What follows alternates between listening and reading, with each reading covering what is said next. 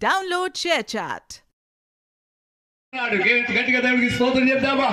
హల్లెలూయా. మన ఓపికండి మనం పెంచాలే కానీ వారిని సాగాలే కానీ ఇప్పుడున్న ఆ సమస్యలను బట్టి, ఇప్పుడున్న ఒత్తిడులను బట్టి, ఇప్పుడున్న భారాలను బట్టి నీ ఓపిక ఎన్ని బహుమానాలు కావాలన్న దేవుడిస్తున్నాడు. ఈ బహుమానము మనల్ని ప్రేమించి దేవుడిచ్చాడు. ఈ బహుమానము దేవుడు మనకిచ్చిన అద్భుతమైనది. అందుకే అంటున్నాడు, childrens are the heritage of the people అంటున్నాడు. మన స్వాస్థ్యం ఏమిటి, మన భాగ్యం ఏమిటి, లేక మన ఆస్తి ఏమిటి అంటే ఇదిగో ఈ పిల్లలే. పిల్లలు లేకపోతే చాలా బాధ అండి. ఏమండి, పిల్లలు లేని వాడికి ఆ బాధ తెలుస్తుంది. నువ్వు ఎంత సంపాదించినా, నువ్వు కారు కన్నా, బంగారం చేయించినా, ఇంకా చెప్పాలి ఇల్లు కట్టినా, ఇంకా నువ్వేది చేసినా ఎవరికది? అదన్నీ ఎవరికి? నీ కడుపున పుట్టిన నీ పిల్లలకి. బయట వారికి ఎవరికి కాదండి. బయట వారికి ఎవరు మనమేమో కానీ అవన్నీ ఎవరికి ఇస్తామంటే మన కడుపున పుట్టిన పిల్లలకే మనం పెడతాము. అందుకే దేవుని యొక్క వాక్యం అంటుంది, గర్భఫలము యెహోవా ఇచ్చు బహుమానము అంటున్నాడు. ఇదిగో చక్కటి బహుమానము దేవుడు ఇచ్చాడు. ఈ దేవుడు ఈ బహుమానం ఇచ్చినప్పుడు ఎంత ఉందండి ఈ అమ్మాయి? సర్వసాధారణంగా పుట్టినప్పుడు ఎంత ఉంటాం? నాకు తెలిసి 2 కేజీలో లేకపోతే 3 కేజీలో లేకపోతే కేజీన్నర అంతేనా? ఏమండి, అప్పటి నుండి దేవుడు వారికి ఇచ్చిన బహుమానాన్ని చక్కగా, జాగ్రత్తగా, మర్యాదగా, ఏమండి వారి యొక్క సాయశక్తుల పెంచి పోషించి ఇదిగో ఇంతవరకు ఆ బిడ్డ విషయంలో తల్లిదండ్రులు, వెనకాల ఉన్న అత్తమామలు, అలాగే హల్లెలూయా. నా మొదటి పాయింట్ అది, గర్భఫలము యెహోవా ఇచ్చు బహుమానము. నేను పెట్టిన పాయింట్ ఏమిటంటే, thou art the gift of the God. చెప్తారా నాతో? Can you say with me? నాతో చెప్పగలరా మీరు? thou art the gift of God.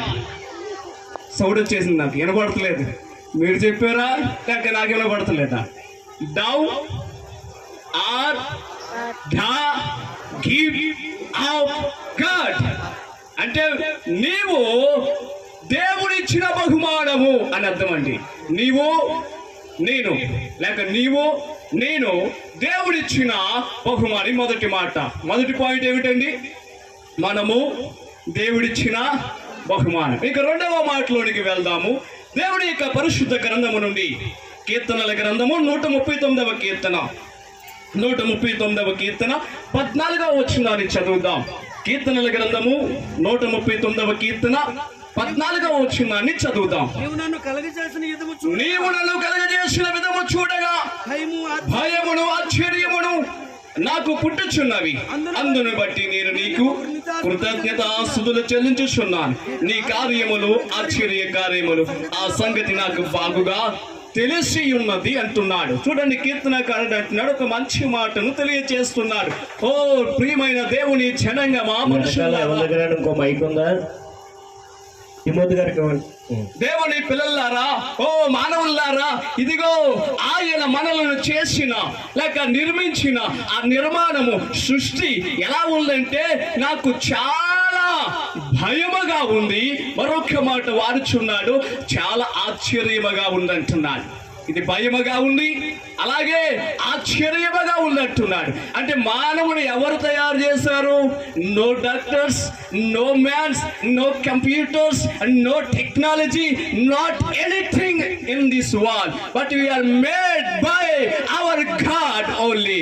నీవు ఎవరి చేత నిర్మింపబడ్డావంటే ఒక్క దేవుని చేతే నిర్మింపబడ్డావు. ఆయన కన్ను ఎక్కడ ఉండాలో అక్కడే పెట్టాడు, చెవి ఎక్కడ ఉండాలో అక్కడే పెట్టాడు, నోరు ఎక్కడ ఉండాలో అక్కడే పెట్టాడు, చేతులు ఎక్కడ ఉండాలో అక్కడే పెట్టాడు. ఈ బాడీలో పైకి చర్మం కప్పబడింది, కానీ కోచ్ చూస్తే ఏమండి, కరెంటు పని చేయించినప్పుడు మీరు అందరూ కూడా ఇల్లు కడుతున్నారు కదా, కరెంటు పని చేపిస్తున్నారు కదా, ఆ వైర్లన్నీ ఇక్కడ లోపల ఎలా పంపిస్తున్నారు చూసారా? మన పొట్టలో కూడా అలాగే ఉంటాయండి పేగులు కూడా. అంటే ఎంత అద్భుతంగా అవన్నీ కనపడకుండా, అవన్నీ బయటకు రాకుండా దేవుడి యొక్క శవనంతో కప్పాడు. అదే మాటను కీర్తనకారుడు అంటున్నాడు, నువ్వు చేసిన విధము చూడగా, నువ్వు నిర్మించిన విధము నేను చూడగా నాకు భయమును ఆశ్చర్యమును కలుగుచున్నవి అంటున్నాడు. అందుకే అక్కడ అంటున్నా, I will praise thee for I am fearfully and wonderfully made. Marvelous are thy work and that my soul know it right well అంటున్నాడు. ఇక రెండవ మాట మనం చదివిన ఈ వచనంలోంచి నేను తీసుకున్న రెండవ మాట ఏమిటంటే, God has made us marvelous. దేవుడు మనలను ఆశ్చర్యముగా తయారు చేశారు. దేవుడు మనలను ఆశ్చర్యముగా తయారు చేశారు. ఇంగ్లీష్లో చెప్తారా నాతో పాటు? చెప్తారా? No response. చెప్తారా నాతోని? God has made marvelous. దేవుడు మనలను ఆశ్చర్యముగా తయారు చేశాడు. దేవునికి మహిమ కలుగును గాక. ఆ తయారు చేసిన విధానాన్ని బట్టి ఆశ్చర్యపోతుంది. భయముతోనే ఒక అద్భుతమైన మాట అంటున్నాడు దేవునితో, తండ్రి నన్ను ఎంత బాగా తయారు చేసినందుకు, నన్ను ఎంత అందంగా తయారు చేసినందుకు, నన్ను ఇంత క్రమముగా తయారు చేసినందుకు, నన్ను ఇంత ఆశ్చర్యముగా తయారు చేసినందుకు ఏమివ్వగలనయ్యా నీకు, ఏమివ్వగలనయ్యా నీకు. అందుకే అంటున్నాడు, ఐ విల్ ప్రైజ్ ది. ఓ మా తండ్రి, నేను నీకు స్తుతులను చెల్లిస్తున్నానయ్యా అంటున్నాడు. మనం ఒకసారి గట్టిగా దేవునికి స్తోత్రం చెప్తామా? మనం తయారు చేసిన రీతిని బట్టి దేవునికి రెండు వస్త్రములతో దేవునికి స్తోత్రం చెప్తాము. రెండవ మాట, మొదటి మాట ఏమిటండి? మీరు చెప్పాలి, చెప్తేనే నా ప్రసంగం గమ్మున అయిపోద్ది. మీరు చెప్పకపోతే మళ్ళీ మొదటి నుంచి రావాలి. మొదటి మాట ఏమిటండి? మనము దేవుని బహుమానమై ఉన్నాము. రెండవ మాట, మనము ఆశ్చర్యముగా నిర్మింపబడ్డాము దేవుని చేత. ఇక మూడవ మాట, దేవుని యొక్క పరిశుద్ధ గ్రంథములో నుండి యెహెజ్కేలు గ్రంథము 16వ అధ్యాయము 7వ వచనాన్ని చదువుతాం. యెహెజ్కేలు గ్రంథము 16వ అధ్యాయము 7వ వచనాన్ని చదువుతాం. మరియు నేల నాటబడిన చిగురు వృద్ధిలోకినట్లు నేను నిన్ను వృద్ధిలోనికి తేగా నువ్వు ఎదిగి పెద్దదానివై ఆభరణ భూర్తురాలివైతివి. దిగంబరివై వస్త్రహీనముగా నీకు సన్యములు ఏర్పడింది, తల ఎంట్రుకలు పెరిగిన. చాలండి. దేవునికి I have cursed thee to multiply as a bound of the field, and thou hast increased and waxed great, and thou art come to excellent ornament. Thy breasts are fashioned, and thy hair is grown, whereas thou hast naked and afraid. ఇక మూడవ మాట నేను పెట్టుకున్నా లేక మూడవ మాట ఏమిటంటే, నేలను నాటబడిన సిగురు వృద్ధి అగినట్లు దేవుడు ఇదిగో ఈ బిడ్డను దేవుడు వృద్ధిలోనికి తీసుకొచ్చాడు. ఎక్కడ తీసుకొచ్చాడటమ్మా? వృద్ధిలోని. ఈ అమ్మాయి ఇప్పుడు వృద్ధిలోనికి వచ్చింది. అంటే వృద్ధి అంటే ఎప్పుడు అంటాం? ఫలించినప్పుడు, ఎదిగినప్పుడు, బాగున్నప్పుడు, చక్కటి ఫలాలు కాసినప్పుడు లేక పూసినప్పుడు ఆ వారిని చూసి మనం ఏమంటాం? ఇదిగో అభివృద్ధిలోనికి వచ్చింది అంటాం. నిన్నటిదాకా ఈ అమ్మాయి చిన్నపిల్ల, ఇప్పుడు ఈ అమ్మాయి చెప్పాలి, ఈ అమ్మాయి ఇప్పుడు పెద్దదంటే ఇంకో మాట యవనస్తురాలైంది. ఏమైందండి ఈ అమ్మాయి ఇప్పుడు? మానవునికి ఎన్ని కాలాలు ఉన్నాయి మానవ జీవితంలో? మనకు అందరికీ తెలిసింది, బాగా తెలిసింది. చెప్పాలి, నెంబర్ 1 ఇంగ్లీష్ ఏమండి? చిల్డ్రన్ అంటే చిన్న పిల్లలు, బాల్యం. యంగ్ యవనస్తుడు, యంగ్. మూడు ఇంకా హోల్ ఈజ్ గోల్డ్. ఏమండి? ముసలోళ్ళు అంటారా మమ్మల్ని? ముసలోళ్ళు డెబ్బలాటికి వచ్చేలా ఉన్నారు నా దగ్గరికి ఇప్పుడు. ఏమండి మిమ్మల్ని ముసలోళ్ళు అంటలేదండి. ముసలోళ్ళు ఏమంటున్నాను? నేను బంగారం అంటున్నానండి. గట్టిగా దేవుడికి స్తోత్రం చెప్తాను. హల్లెలూయా. Whole is gold. ఏమండి? అయితే బాల్యము వృద్ధాప్యము కన్నను ఏది ముఖ్యమైనది? మానవుడికి యవన ప్రాయము చాలా ప్రాముఖ్యమైనది. ఎందుకు ప్రాముఖ్యమైనది అంటే యవన కాలంలోనే ఏదైనా సాధించగలవు నీవు. ఇప్పుడు ఈ అమ్మాయి కన్నమ్మ, చెల్లమ్మ ఇప్పుడు కలెక్టర్ అవ్వాలంటే ఇక్కడి నుంచే చెప్పాలి, ఇక్కడి నుంచే బాగా చెయ్యాలి. అవునా? ఇప్పుడు నుంచే ఫోకస్ చేసినందుకు చెల్లెమ్మ అవుతుందా అవదా? ఇష్టపడితే చక్కగా కలెక్టర్ ఏంటి చెప్పాలి 5 minutes కూడా అయిపోద్ది. ఏమండి ఆవిడ పేరు ఏమిటి? కాంగ్రెస్లో ఉంటుంది ఆవిడ పేరు, 5 minutes చేసింది ఇందిరాగాంధీ. తెలుసా మీకు? ప్రైమ్ మినిస్టర్ మోడీ లాగా ఆమె భారతదేశాన్ని ఏం చేసింది? ఆవిడే పరిపాలించింది. ఆడవాళ్ళని తక్కువ అంచనా వేయొద్దండి మగవాళ్ళు. ఆడవాళ్ళు తలుసుకుంటే ఏదైనా విమానాలు నడిపేస్తున్నారు, బస్సులు నడుపుతున్నారు, ట్రైన్ నడుపుతున్నారు. నిన్న అన్నయ్య గారు చెప్పినట్టుగా 50 సంవత్సరాలు ఉన్న ఆవిడే వైజాగ్ నుండి కాకినాడ ఈదుకుంటూ వచ్చేసింది. పురుషులు మనం ఎదగలం అలాగా, కానీ మన చిన్న చిన్న పిల్లకాలంలో ఎదలేము. ఏముంది?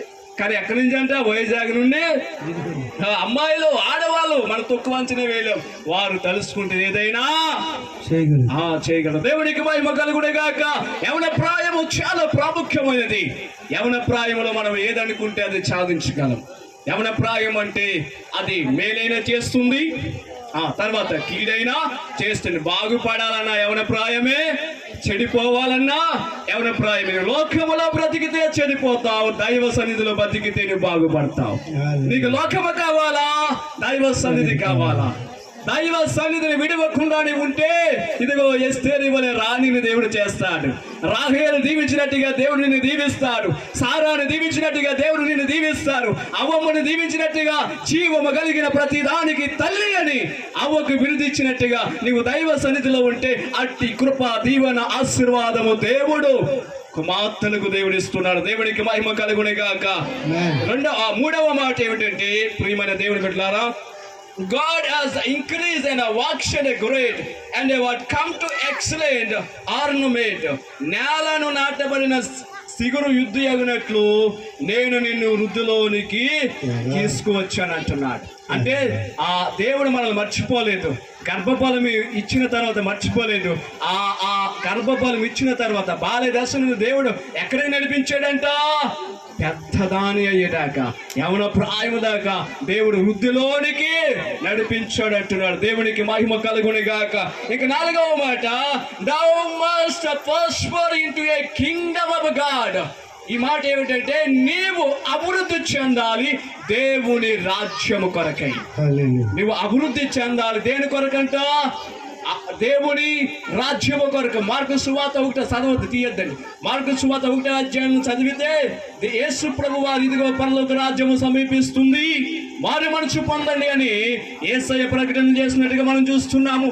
అలాగే మరొక వచనంలో అంటాడు, మొదట దేవుని రాజ్యమును వెతకండి, తర్వాత అవన్నీ కూడా మీకు అనుగ్రహింపబడతాయని దేవునికి వాక్యము సెలవిచ్చినట్టుగా మనం చూస్తున్నాం. ఈ వచనాన్ని చదువుదాము. అదే గ్రంథములోంచి మనం చూద్దాం ప్రియులారా. ఇలాగ బంగారుతో వెండితో నేను నిన్ను అలంకరించి సన్నపు అవిసే నారయు పట్టును విచిత్రపు కుట్టుపని గల బట్టలను నీకు ధరింపచేసి గోధుమలను తేనెయు నూనెయు నీకు ఆహారముగా ఇగా నీవు మిక్కిలి సౌందర్యవతివై రానియగునంతగా అభివృద్ధి నొందితివి అంటున్నాడు. యెహెజ్కేలు 16వ అధ్యాయము 7, 8, 9, 10 వచనాలు చదివితే ఈ మాటలు ఉంటాయి. ఏమండి, ఈ అమ్మాయికి ఏం పెట్టారంటే ఇక్కడ ఈ మాటలు చాలా మాటలు ఉన్నాయి, టైం ఓవర్ అయిపోతుంది. చూడండి, ఈ అమ్మాయికి ఇక్కడ ఉన్న దైవవాక్యం చెప్తున్నాడు, బంగారముతో వెండితో అలంకరించారండి. ఇప్పుడు ఈ అమ్మాయిని చెల్లెమ్మని ఎలా అలంకరించారు చూడండి. బంగారం పెట్టారా? లక్ష్మి గారు, పాపారావు గారు బంగారం పెట్టారా? రైట్. ఏమండి, చక్కటి అలంకారంతో అలంకరించారు, పువ్వులతో, ఏమండి ఆభరణాలతో.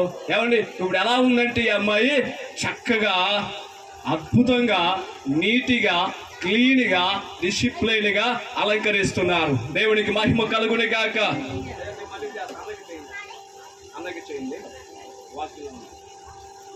అయితే ఇక్కడ బంగారముతో వెన్నుతో అలంకరించారు. సన్నపు అవిసే నార బట్టలతో ఏం చేశారంట? ఏం చేశారండి? విచిత్రమైన ఏమని, ఈ బట్టలు కూడా ఈ మెచ్యూరిటీ అయినప్పుడు పట్టుకొస్తా. మెచ్యూరిటీ అవ్వకుండా పట్టుకొచ్చి తగిలిస్తారా? వేస్తారా? ఎప్పుడు వేస్తారు అంటే ఆ బట్టలు ఎప్పుడు వేయాలి? దాని ఆమె స్థానం మెచ్యూరిటీ అయినప్పుడే ఆ వేస్తారు. బట్టలు అది విచిత్రపు బట్ట అంటే. తర్వాత ఇంకా ఎలా ఉందంటే ఇక్కడ గోధుమలను గోధుమలను, తేనెయు, నూనెయు నీ ఆహారముగా వీయగా నువ్వు మిక్కిలి సౌందర్యవతురాలు రాణి అంతగా అభివృద్ధి నొందితివి. దేవునికి మహిమ కలుగును గాక.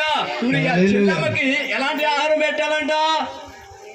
గోధుమలు మంచి శ్రేష్టమైన ఆహారం పెట్టాలి. ఆ మంచి ఆహారం పెట్టినప్పుడు చెల్లమ్మ చక్కగా సౌందర్యవతిగా మారుతుంది. దేవునికి మహిమ కలుగును గాక. లాస్ట్ హల్లెలూయా. అంటున్నాడు రానియగునంతగా అభివృద్ధి నొందితివి అంటున్నాడు. ఎలాగంటే రానియగునంతగా అభివృద్ధి చెందితివి అంటున్నాడు. అందుకే ఆ మాట అంటున్నాను, దేవుని రాజ్యము కొరకే నీవు ఫలించాలి. ఇంకా నా 5వ మాటలోకి వెళ్ళిపోతాము, ఇంక ముగించేస్తాను. విలాపవాక్యాలు 3:27 3వ అధ్యాయము 27వ వచనాన్ని చదువుతాం. యవన కాలమున కాడి మోయిట నరునికి మేలు అంటున్నాడు. యవన కాలమున కాడి మోయిట నరునికి మేలు. It is good for a man that he bear the yoke in his youth.